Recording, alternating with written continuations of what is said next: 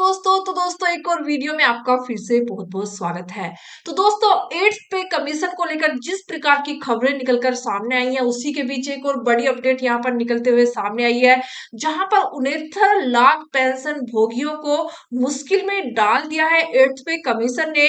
उसी पर कुछ बड़ी अपडेट्स निकलते हुए नजर आई हैं, साथ ही साथ जानेंगे एड्स पे कमीशन से जुड़ी अब तक की 10 जरूरी अपडेट हर सरकारी कर्मचारी को पता होनी चाहिए ये बात। जी हाँ दोस्तों, अगर आप भी एक सरकारी कर्मचारी हैं तो ये वीडियो लास्ट तक जरूर देखिएगा, क्योंकि इसमें 10 वो बातें बताने वाली हूं मैं आपको जो आपके लिए बेहद ही ज्यादा महत्वपूर्ण है। तो फटाफट से जान लेते हैं वो 10 बड़ी बातें कौन सी हैं जो कि आपके लिए बेहद ही जानना महत्वपूर्ण है।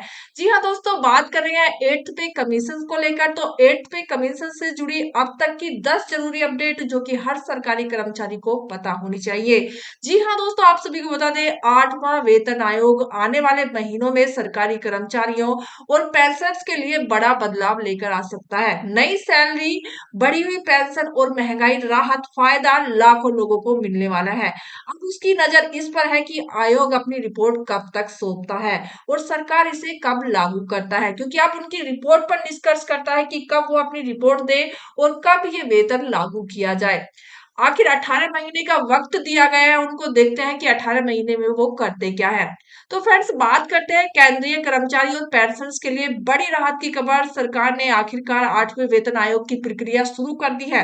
कैबिनेट ने हाल ही में इसके टर्म्स ऑफ रेफरेंस को यानी टीईओआर को मंजूरी दे दी है, जो कि आयोग की काम की दिशा और समय सीमा तय करता है। यानी अब कर्मचारियों की सैलरी, महंगाई भत्ता, डीए और पेंशन बढ़ाने की प्रक्रिया आधिकारिक तौर पर शुरू हो चुकी है। इससे देश भर के करीब 50 लाख कर्मचारी और 65 लाख पेंशनर्स को सीधा सीधा फायदा मिलेगा। यह वही वक्त है जिसका इंतजार पिछले कई महीने से सभी को था। तो जान लेते हैं वो 8वें वेतन आयोग से जुड़ी वो अहम बातें जो कि आप सभी को पता होनी चाहिए। अगर आप भी एक पर्सन है, कर्मचारी है या एक पेंशनर्स है, तो ये बातें आप सभी को पता होनी चाहिए। तो सबसे पहली जो बात है वो है दोस्तों, सबसे पहले जान लेते हैं कि नई सैलरी और पेंशन कब से लागू होगी। बता दें कि सरकार ने आयोग की रिपोर्ट देने के लिए 18 महीने की समय दिया है। उम्मीद की जा रही है कि अगर रिपोर्ट तय पर आ गई तो नई सैलरी और पेंशन दरें 1 जनवरी 2026 से लागू हो जाएंगी। हालांकि भुगतान कुछ महीने बाद शुरू होगा, लेकिन कर्मचारी और पेंशनर्स को उसी बीच का एरियर भी दिया जाएगा। साथ ही साथ आयोग की कमान सुप्रीम कोर्ट की पूर्व जस्टिस रंजना प्रकाश देसाई को सौंपी गई है। उनके साथ प्रोफेसर पुलक घोष पार्ट टाइम मेंबर और पंकज जैन मेंबर सेक्रेटरी होंगे। ये 18 महीने में पूरी रिपोर्ट तैयार करके यहाँ पर देंगे। कर्मचारी के बीच सबसे ज्यादा इस बात को लेकर चर्चा है कि कितनी सैलरी बढ़ेगी और कितनी पेंशन बढ़ेगी। अभी तक सरकार ने कोई आधिकारिक आंकड़ा जारी नहीं किया है, लेकिन पिछले ट्रेडर्स को देखते हुए सैलरी और पेंशन में करीब 30 से लेकर 34% तक की बढ़ोतरी हो सकती है, ऐसा अंदाजा लगाया जा रहा है। जो पिछली बार सैलरी बढ़ी थी उससे 30 से 34% की यहाँ पर बढ़ोतरी आपको देखने को मिल सकती है। अब जान लेते हैं फोर्थ कौन सा है यहाँ पर। फिटमेंट फैक्टर एक ऐसा फॉर्मूला है जिससे पुरानी सैलरी की गुणा करके नई सैलरी तय की जा सकती है। 7वें वेतन आयोग में 2.57 था, माना जा रहा है कि 8वें वेतन आयोग में 2.86 या उससे ज्यादा भी किया जा सकता है। यानी 7वें वेतन में जो फिटमेंट फैक्टर था 2.57 का था, और अभी जो फिटमेंट फैक्टर आने की उम्मीद की जा रही है वो 2.86 से ज्यादा की हो रही है। अगर ऐसा होता है तो किसी भी कर्मचारी की बेसिक सैलरी अगर 25,000 रुपए है तो वो बढ़कर करीब 71,500 रुपए तक पहुंच जाएगी, अगर 2.86 का फिटमेंट फैक्टर लगता है तो। और पांचवा, जब बेसिक पे बढ़ती है तो उस पर मिलने वाला महंगाई भत्ता और पेंशन पर मिलने वाली महंगाई राहत भी अपने आप बढ़ जाती है। इसका मतलब है कि सिर्फ सैलरी ही नहीं बल्कि पेंशन की महंगाई से भी राहत मिलेगी। और छठा जो है वो है नई सैलरी और पेंशन दरें 1 जनवरी 2026 से रेट्रोस्पेक्टिव इफेक्ट से लागू होने, यानी रिपोर्ट आने और नई दरें लागू होने के बीच जितने महीने का गैप रहेगा उसका एरियर भी आपको यहाँ पर दिया जाएगा। ऐसा कहा जा रहा है कि जो 18 महीने लगेंगे ना इसके बीच में, उसका एरियर भी यहाँ पर आपको दिया जाएगा। वहीं पर फ्रेंड्स सातवां जो कि सबसे अहम है, ऑल इंडिया एनपीसीए एम्प्लॉइज फेडरेशन के अध्यक्ष मनजीत सिंह पटेल ने सरकार से कहा है कि वे 8वें वेतन आयोग में कुछ और मुद्दों पर भी ध्यान दिए जाएंगे, जैसे पेंशन की मांग है कि 40% पेंशन कम्यूटेशन की अवधि को 15 साल से घटाकर 12 साल करना, और सीजीएच के तहत मेडिकल सहायता बढ़ाना। उनका कहना है कि बुजुर्ग पेंशनर्स के लिए 3,000 का मेडिकल भत्ता बहुत कम है, इसे 20,000 रुपए तक बढ़ाया जाना चाहिए। ऐसा भी यहाँ पर कुछ कुछ गणनाएं की जा रही हैं, लेकिन इन सब का तो पता तभी चलेगा जब 8वां वेतन आयोग जारी किया जाएगा।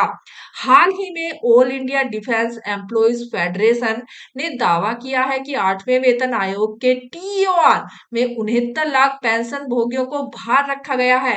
संगठन का कहना है कि 7वें आयोग में पेंशन की समीक्षा का जिक्र था, लेकिन इस बार वह लाइन हटा दी गई है। हालांकि सरकार ने इस बार अब तक कोई आधिकारिक सफाई नहीं दी है।